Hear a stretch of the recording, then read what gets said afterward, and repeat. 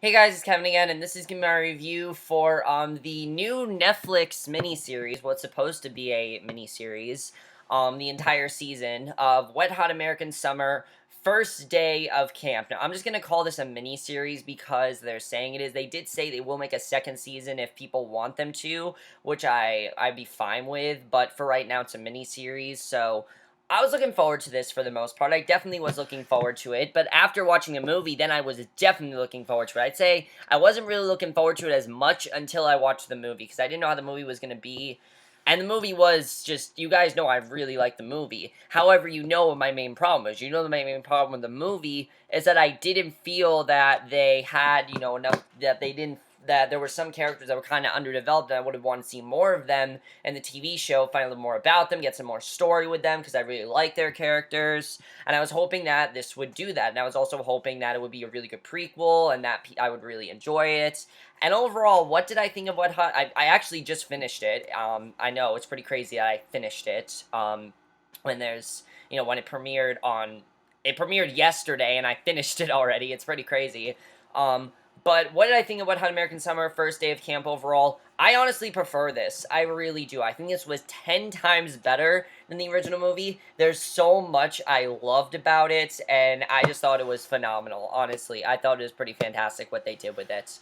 Now, I'm not going to do what I usually do, going in depth about storylines, because there are 500 storylines in this show. I am going to talk about the things that I really liked, though, and some things that I thought I definitely really enjoyed about this season. I'm not going to go like over plots, but I am going to talk about some things I thought were really great, and the plot's pretty simple. It's basically the first day of camp and everything that happened on the first day of camp, but the thing that's hilarious is that it's 8 episodes, and it all takes place during the first day of camp, and everything that happens, it's just insane how much happens during the first day of camp, and there's so much that I really did love about this. First of all, let's get to the acting in this, because I really do want to get to each individual person. I first want to talk about our main storyline here. We have a few new characters here. First of all, when we start out the show, we have an actual different camp director. Beth is not the camp director yet. The camp director is actually Mitch, and Beth is his girlfriend. They run the camp, basically, along with Jason Schwartzman's character, Greg. These three basically run the camp, and I definitely really like their storyline, them trying to keep the camp together, and they get into this really crazy situation when there's this toxic sludge, basically, that the government is dropping, and basically the government wants to take hold of their camp, and they have to do whatever they can to save the camp, and that's basically what's going on with their storyline.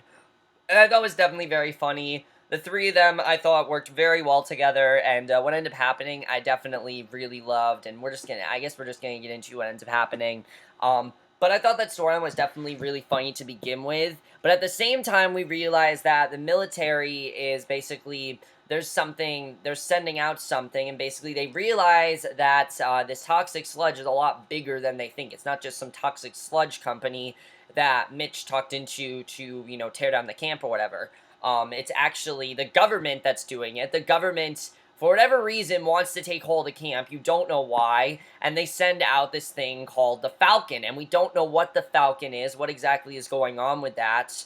But basically, we eventually realize that this has something to do with Jonas, who is Gene's cover up for who he actually is. And something I like is that we get a really good origin with Jonas's character. It's pretty ridiculous, and something I like is that the origins we get in the show, we didn't necessarily need, but at the same time, we really appreciate them. Like, we realize that we actually did want to see this stuff. Like, I never thought I'd want to see how Gene became Gene. I didn't really think there was much to it, but there actually was. They created a really good story here.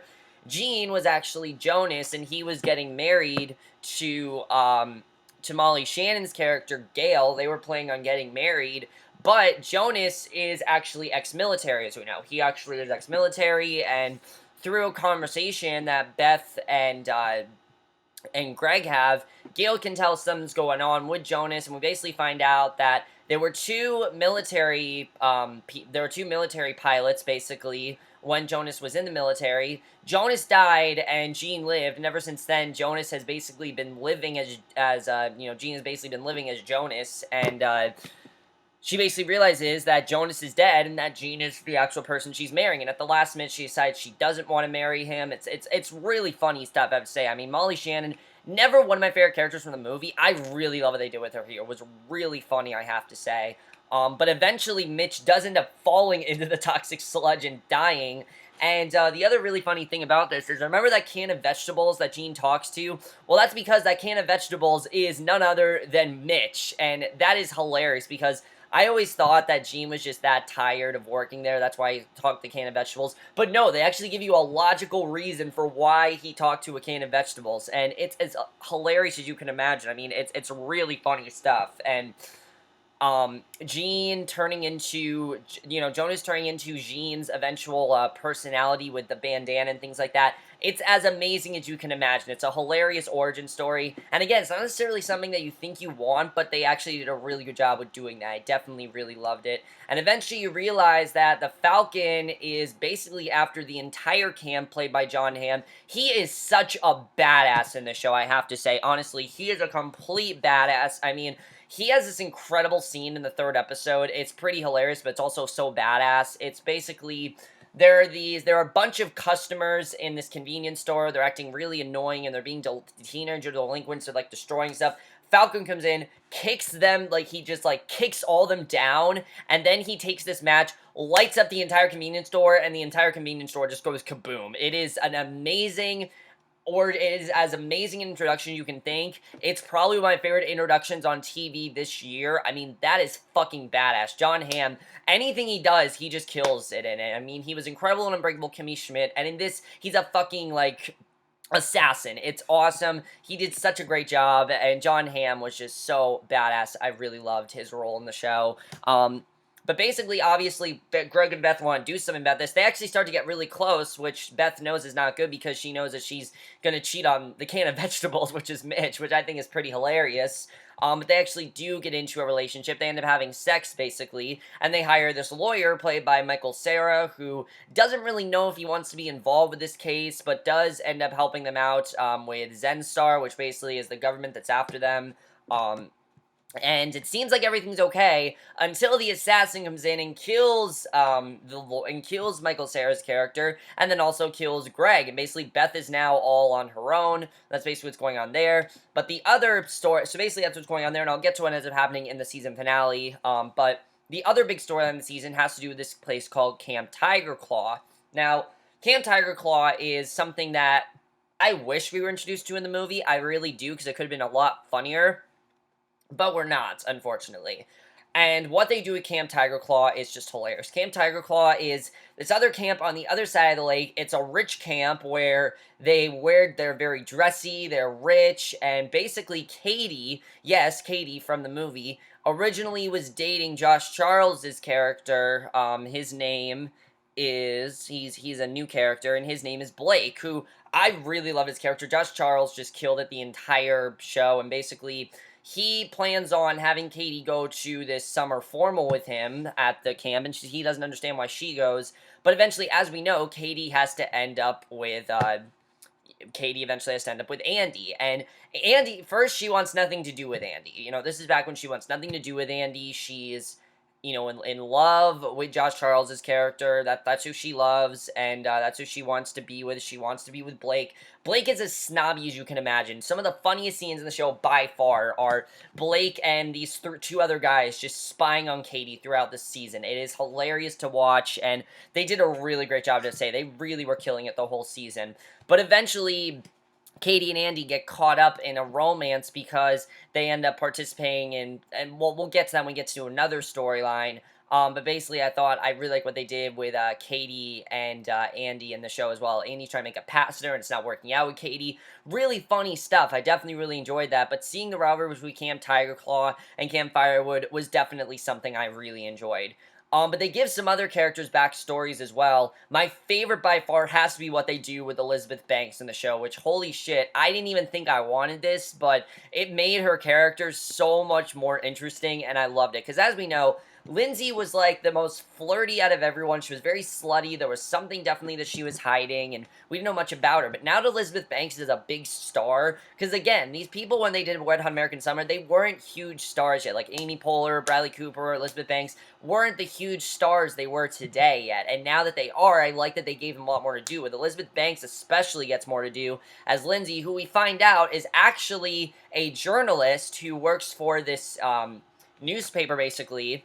They basically do the news and everything, and they want some sort of good story, and she finds out about, she wants to do a story on rebellious teenagers and how teenagers act, and she knows where this camp basically called Camp Tiger Claw, not Camp Firewood, that she goes to, and basically that's how Lindsay got to Camp Firewood. So the whole show that she basically is just pretending to be a teenager, and doing that I thought was just genius. I love that, and they did a really great job of that, I have to say. Honestly, everyone really killed it, and the funniest thing again, these are like 30s, 40s, even 50-year-olds playing high school students. It's hilarious. They're playing 16 to 17-year-olds, and it's as funny as you can imagine. And honestly, they all look like they're 16 or 17. I know it's hard to believe, but they actually still look like they're teenagers, and it doesn't seem like it works, but that's why it's so funny that it actually works here.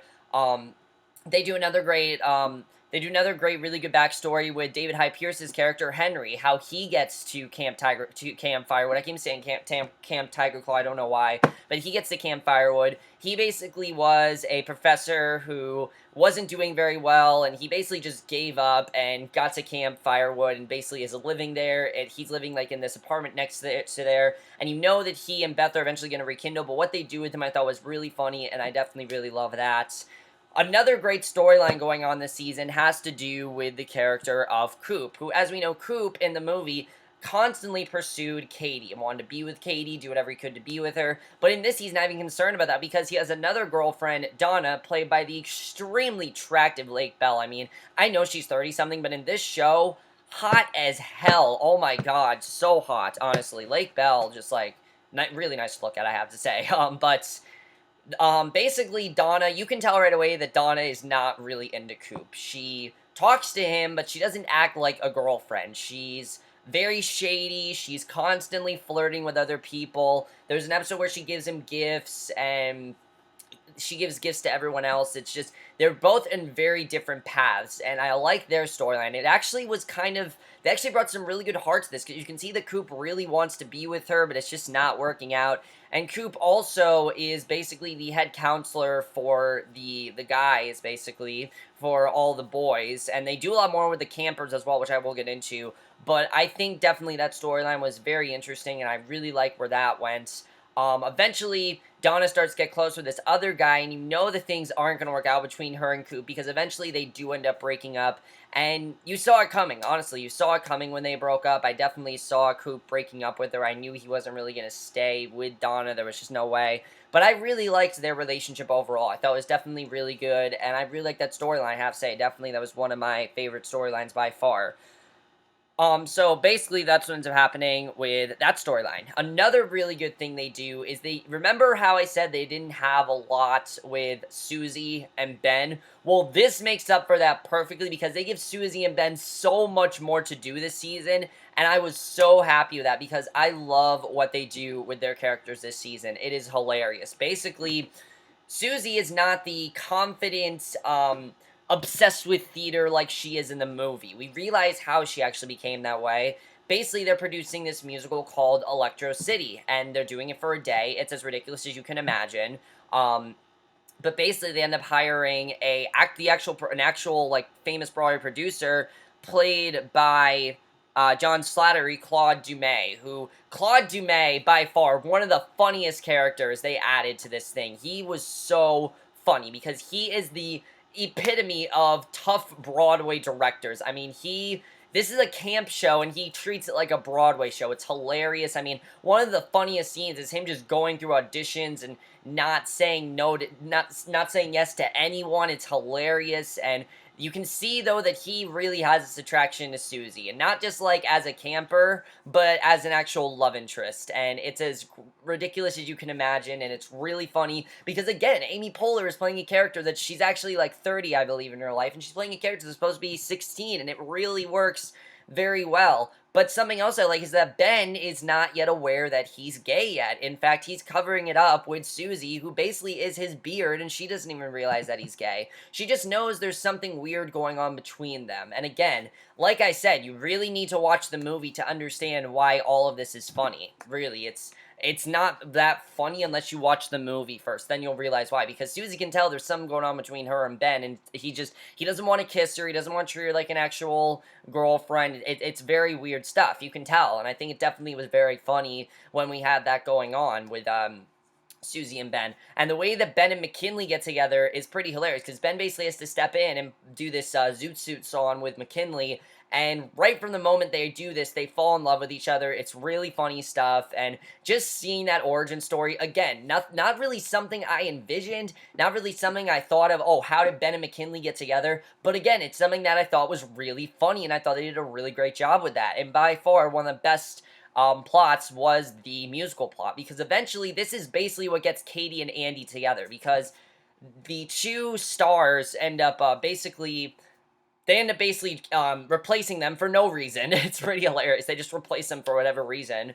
And they're not really getting anyone to actually, the people that are performing, Claude Dumais doesn't like any of them until Katie steps in, and I gotta say, Margaret Morrow, wow, she sing. I did not know she could sing as well as she could. She actually is fantastic, I have to say. I mean, she is fantastic with singing, and basically Katie and Andy end up being casted in the musical, and this is basically how they get together. And at first, Katie just thinks of this as a musical, but Andy starts to develop feelings for her. But you can tell that Andy is gonna cheat on her, and that the whole thing with him sleeping with other that's gonna start. And the way they set that whole thing up, I thought was really funny. I mean, again, it's not really something I thought about. I didn't really think that Katie had another boyfriend, but it's really funny stuff. And of course, Blake is getting really jealous, but at the same time, there's this character of Courtney who is really into Blake and wants to hook up with him, and Kristen Wiig really killed it in her role. She was really funny, and that's something I thought was really great. They really gave everyone something to do in this, which definitely I really enjoyed, because in the original movie, a lot of people didn't have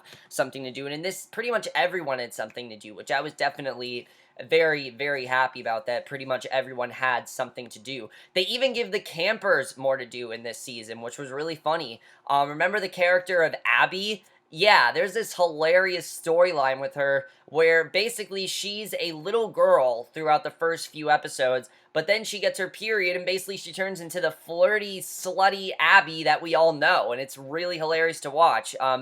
Victor gets some really good stuff this season. His basic goal is just to have sex. That's what he wants, obviously. Victor Pulo is Victor Pulo, and it's Pulick, I think his name. Victor Pulick is Ken Marino is Victor Pulick. I mean, that's just a hilarious role. The bonding between him and his friend, I can't remember what his name is, but they just work so well together. I thought Ken Marino they stepped into their roles perfectly, and he was just hilarious in the show, I have to say. His plot was so great, and I really loved it, definitely. He was very good. Then also, back to Lindsay's character, once Lindsay gets settled in at Camp Firewood, starts to get close with all these other people, and there's basically this guy, Eric, who, there's this legend that he was this musician that's hiding in this cabin, and she basically goes to that cabin, and they end up starting to fall in love, and Chris Pine was just hilarious in this. I didn't know he was as funny as he could be, but he is so good in this role as this musician. I mean, he is like as over the top 80s rocker as you can imagine. It's hilarious to watch, and he really did a great job. And I'll talk more about when we get to the series finale. As far as right now, it's the series finale, but he definitely did a great job, I have to say. Definitely, he was very, very funny. They even give the campers more to do, like the kids. They give the kids more to do. They focus a lot on this boy Kevin, not me, but this little boy Kevin.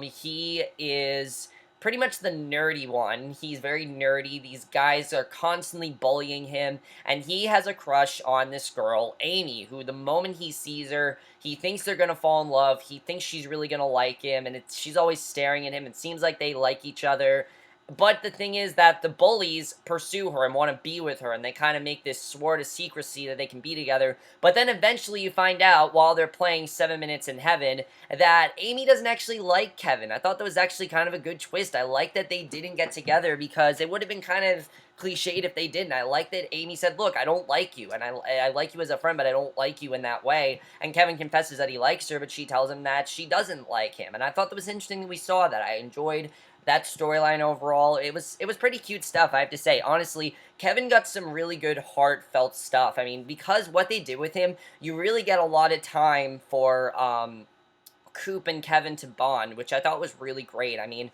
I never really saw Coop as counselor of the guys, but he does a really great job with this, I have to say. I really like the bonding between those two.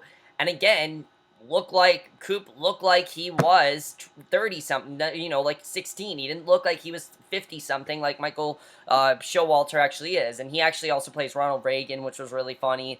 And I really like the bonding between them. Definitely, that was a really funny storyline. I have to say, I definitely really like that. Everyone, for the most part, just did a fantastic job. I really can't think of anyone that did a bad job. Everyone really killed it in this show. Every plot was fantastic, and the thing that's just so surprising me is the fact that they could all just step back into these roles like 14 years later and it seems like nothing's changed. I mean, yeah, their appearances are different. Yeah, they look different. Their voices are even different. You can tell they've aged quite a lot, but they look like they're 16 or 17 in the role. I don't know how they do it, but every single character that's supposed to be 16 or 17, they look like they're 16 or 17. They did a really great job of that, and I was really convinced that it wasn't distracting. That was one of my main concerns, that this would be very distracting because, I mean, as you get older, it becomes more and more apparent that you can't play a younger person. But they did in the show, and it worked very well. Especially Paul Rudd as Andy. Oh my god, it's so great to see him play a dick again. It's hilarious because you see him do something like Ant-Man, where he's this really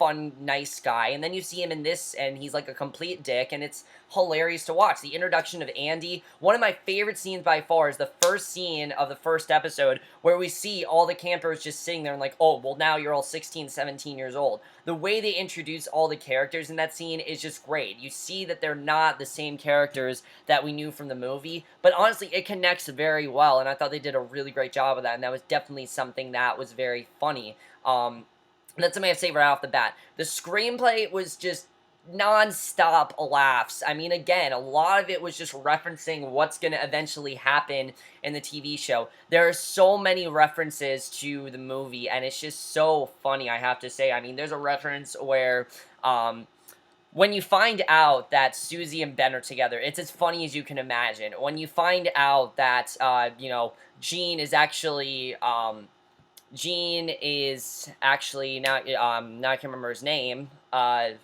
what the hell was his name? I can't remember now. When you find out that who Gene actually is, I mean, again, I never asked for these things. I never asked for it, but surprisingly, we really need it because it makes the show strong. It makes you care about the characters more. And something else I love, the beekeeper, every single episode he has a monologue over the radio. It's hilarious. It basically shows you that's his entire life. For Artie the beekeeper, that's his entire life, and it was great to see him step back into the role. It was really funny stuff, I'd say, and all the cameos really killed it. I mean, Weird Al, hilarious in this show. I mean, he has this one scene. He's basically supposed to be this hypnotist, but he ends up becoming the Falcon, and it's actually a Falcon in disguise. It's as hilarious as you can imagine. He did a great job stepping back into the role. Who else was there that I really liked? Randall Park as Jeff was really funny. That was that librarian that's in love with Gail, and they're like together for 5 seconds. It's hilarious, I have to say. Definitely, that was very funny. Michael Cera was great.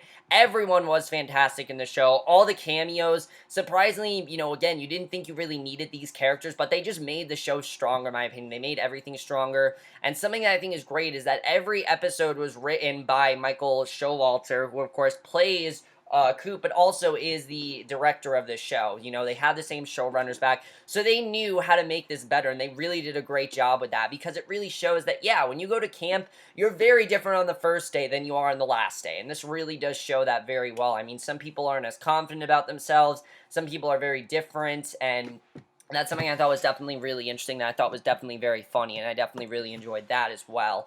And every episode just got better and better as it went on. I can't pick a favorite for this season because every episode was fantastic. Every episode was great, and there really wasn't one where I'm like, I didn't like it. I laughed pretty much at every joke. Any joke that they said, I pretty much was laughing hysterically. And again, they do a good job with referencing 80s things, but not making fun of it. They just say that we're in the 80s, they're aware of what's going on in the 80s, there are 80s references, there are 80s sayings, like constantly Donna's like, oh, that's so rad, it's really rad. It's hilarious to listen to. I mean, again, these are like 40s, 50-year-olds and 30-year-olds talking about this stuff, and it's hilarious, honestly. They did a really great job of that, and I definitely really love that, I have to say. I mean, the dialogue was just great, and, let's talk about the finale, because the finale was hilarious. I love the way they wrapped things up. It was definitely very funny. Because obviously, there's a lot at stake in the finale. First of all, you have the government coming after the entire camp, and basically Beth has to save it on her own because Greg was killed. And then you get that great reveal. You get the fight between Jean and the Falcon, which that was just badass right there. When they were battling it out, I love that. And the fact that the Falcon can never actually, like, hurt Jean was hilarious. Because every time he hurts him, it's, like, so close to him. Hilarious stuff. I love that. That was a hilarious joke right there. But basically, now if I did one complaint in the show, I will say my only thing is I would have wanted to see Silas. You remember that camper that was forced to leave because he did something wrong? I would have wanted introduction to him and to see how fucked up he really was, because he seemed like a very fucked up camper. Maybe that's something they'll do if the show comes back, but that's something I definitely want to see, is what the hell happened with Silas? Why did he become so fucked up and things like that? It's hilarious to, I would have wanted to see what happened with that, because that's really the only thing that I would have wanted that we didn't get, and I'm fine with, because I loved everything that happened for the most part. But basically, of course, we realized that the Falcon was actually working for them the entire time. And I love the fact that they make fun of the fact that it doesn't make any sense. I mean, it's kind of making fun of twists that really make no sense. And I thought that was really funny. I definitely really liked that. And that was just great. When we realized that the Falcon was actually just on their side the whole time. Yes, it makes no sense, but they embrace it so well. And I love that. And the fact they just make fun of it, I just think that's so funny, the way they made fun of that.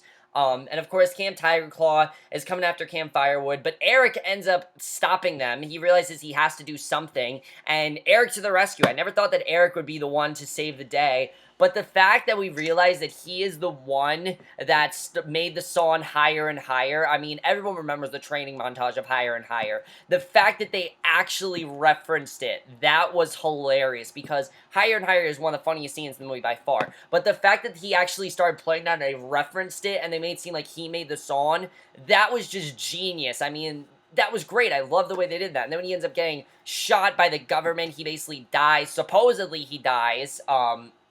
Basically, the government's about to come after them. They run over Eric. I mean, it's really brutal stuff. They run over him and things like that. They shoot him. They're about to kill, basically, Beth, because, that's basically what was going to happen. And they still don't make mention of why the Falcon killed Greg and the lawyer. They don't talk about that, but I thought that was definitely very funny. But basically, at the last moment, Lindsay stops them, and I thought it was actually a really heartwarming scene. I like this. I really loved Elizabeth Banks' monologue, I have to say. Again, Lindsay was never a character that I really care about in the movie, but here they just made me care about her so much, and I loved her more as a character. And I love what basically she said, that this is a camp that she loves, and that she made so many friends, and things like that. And I thought that was a really great scene when she tries to get them all to stop, and basically Lindsay saved the day, and they let her stay at camp, and you knew she was going to say it, because obviously she's in the movie, and they did a great job with how the characters get from point A to point B. Definitely, that was something I really enjoyed. And Beth has to say goodbye to Mitch. It's as hilarious as you can imagine. She's kissing a can. It's hilarious, and she has to throw away the can. And that's basically how Beth becomes the camp director. That was definitely very funny. Katie and Andy getting together is definitely very funny. Kevin being able to fit in, basically that's how that whole storyline ended, with the bullies telling him, look, I'm sorry, and then they basically became friends and everything. That I thought was really great. Of course, Donna has to leave, because Donna wasn't in the movie, so I knew Donna, something was going to happen with her. Either she was going to get, I knew one of two things was going to happen. Donna was going to get killed, or she was going to leave the camp, and I knew they weren't really going to kill off Donna. She wasn't involved in the crazy-ass storyline, so, Dawn ends up leaving, and the funniest scene by far, the scene that had me dying in the entire show, probably the funniest scene in the show, is when basically Coop is basically recapping all the events to Kevin, and you realize that, oh yeah, this all took place in the same day, and he makes fun of the fact that all this took place in the same day. Everything you've seen in this entire show, every crazy plot twist, everything, it was all in one day, and it was hilarious, and that scene just had me dying. I loved it. And then, of course, the ending, I really like the way it ended, because Beth then sees, she sees David Hyde Pierce's character, Henry, and you know that these two are going to connect eventually. They're not connecting now, but they're eventually going to connect, and it's a really good moment, because it's like, okay, that's how they get together, and I really like that. And then, of course, the ending, you realize that Eric is alive. He faked his death, and he basically gets the hell out of there, and I thought that was pretty funny, the way he hitchhiked, and basically that's how it ended. So, I'm fine with them if they want to do a one-and-done thing, but I really want to see more. I mean, when I was done, I was like, no, I'm done. I wanted to see more. I want to spend more time with these characters. I love the characters they introduced. I want to see more of what they can do with them. I mean, there's certain plots that, where do they go from here? Like, what happens between McKinley and Ben? Obviously, we know something caused them to get engaged. And also the scene where Gail meets Neil, I mean, that whole scene where they decided to get engaged is hilarious. I love that.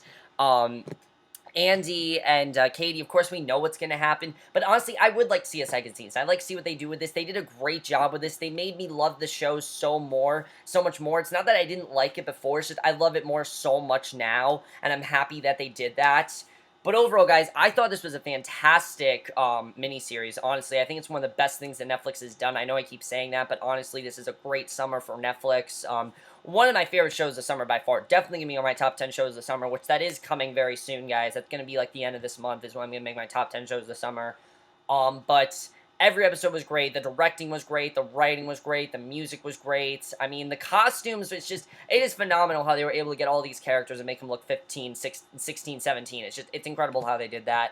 But that's basically my review. Hope you enjoyed it. Let me know what you guys thought of this mini-series. I absolutely loved it. Would you want to see them do a second season? Was this necessary? I mean, again, these things, what do you think of the backstories? I mean, again, things that weren't necessary, but things I personally really enjoyed. Did you like the way they added more to the characters? Did you like how, like, Susie and Ben had more to do? I definitely really love that. What do you think of the cameos, the new characters? My favorite new character was probably either Claude, Eric, or Donna. I love those three characters. I thought they were great. Blake was also really great too, but out of the characters at Camp Firewood, those are probably my three favorites. But that's basically it for my review. Hope you guys enjoyed it. Let me know what you guys thought of this, and I will see you guys in my next video, which will be for another classic movie review, and I will see you guys for that. Okay, bye.